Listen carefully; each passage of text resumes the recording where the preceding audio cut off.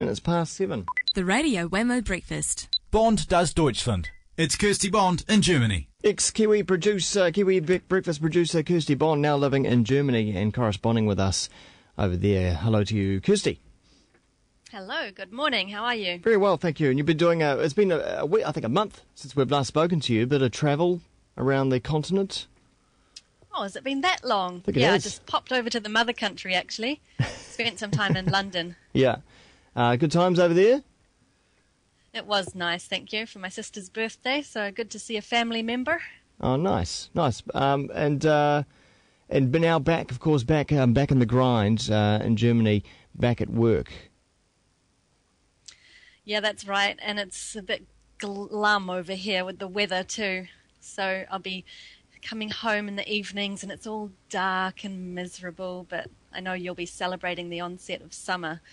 And I'm quite aware of that by everybody's Facebook posts. Yeah, we certainly are. But I guess the mood and the darkness and the weather there kind of suits our next story, because you can imagine nuclear waste being shipped around in very sort of foggy conditions, you know, under dark light, maybe a bit of snow, that kind of thing.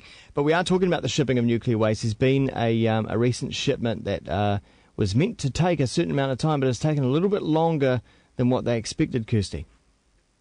Yeah, that's right. They were transporting 123 tons of radioactive nuclear waste from France over to a storage point in Germany at a place called Gorleben, which is in the north of Germany. And this journey was held up by a whole lot of protesters along the way. So it started out in France with 4 people chaining themselves to the train tracks and police having to eventually get rid of them there, only to encounter thousands of other protesters in Germany. The Greenpeace blocked the way of the vehicles with a beer delivery vehicle, so that the train full of these big casters of nuclear waste couldn't get past. And other farmers came out with their tractors and sheep blocking the roads, and about 3,000 people actually camped out overnight, well, for about 44 hours, I believe, in front of the temporary storage site at Gorleben. And police had to work throughout the night trying to clear them. So you might think 3,000 protesters isn't that many in a country of such a large population, but these are only the people who are actually willing to stay up all night.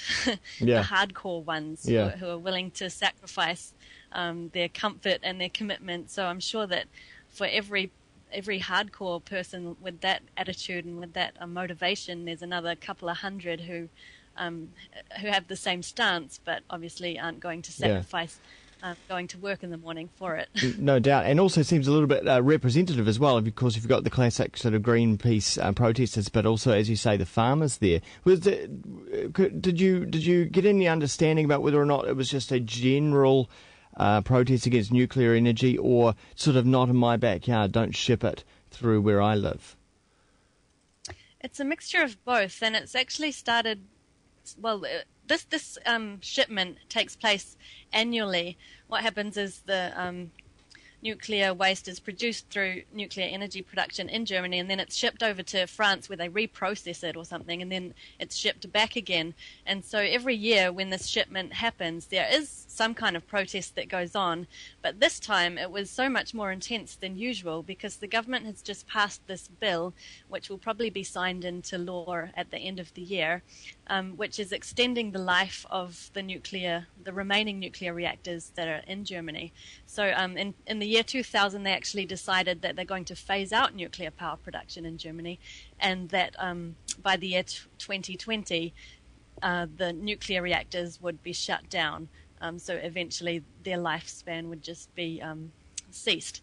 But now the government have decided that they need more time, so they think that there'll be a bit of an energy crisis if they stop depending on nuclear energy so soon. And so they've said, well, we're going to extend it by another 14 years. And so that's why everybody is so up in arms about it this time. It's tough, isn't it? Because, you've got to balance the environmental concerns with the energy concerns, but at the same time, I do know that Germany is very forward-thinking, though, in sustainable long-term energy solutions like wind and solar. There's a whole lot of wind farms over there, isn't there? Yeah, they're actually the second largest generator of wind energy in the world, second to the States. And the renewable energy sector is definitely growing, and then by no means behind the ball on taking on renewable energy and making it a part of their plan for the future. Yeah. So I think it was about 6% of the energy makeup was from renewables in the year 2000, and they managed to increase that to 16% by 2009, and now they're setting goals to make it 60% by 2050.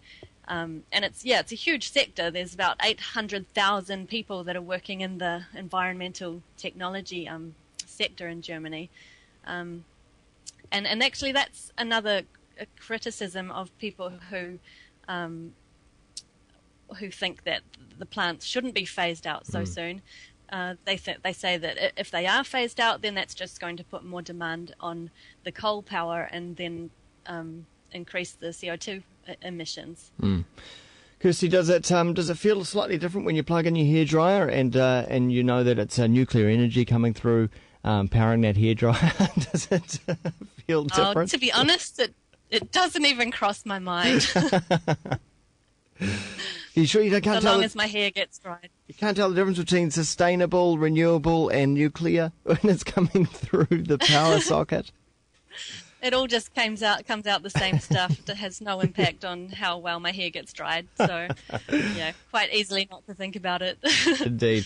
Hey, thanks very much for your time. Good to hear from you. We'll talk to you in two. You're welcome. Bye.